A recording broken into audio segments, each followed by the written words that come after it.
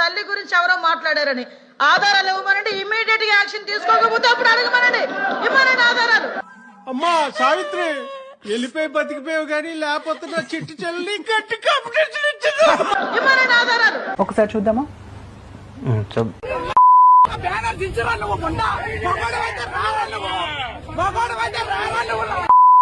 చాలా ఇంకేమైనా కావాలా? నిన్న జైలు దగ్గరికి వెళ్ళి ఇట్ట పాడతాడు. ఆయన మాజీ మంత్రి అండి. ఏం మాట్లాడుతున్నారండి? ఏ సైకిల్ చేస్తున్నారండి? తగ్గేదే లేదు, సమాజానికి ఎటువంటి మెసేజ్ ఇస్తున్నారండి? తగ్గేదే లేదు.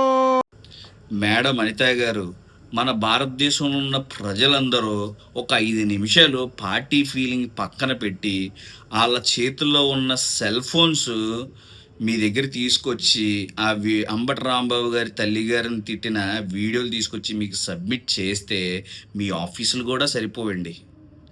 ఇంకేంటండి, అంబటి రాంబాబు గారు ఇట్ట అన్నారు, ప్రజలకు ఏం సందేశం ఇస్తున్నారు మాజీ మినిస్టర్ అయ్యుండి అని అంటారా?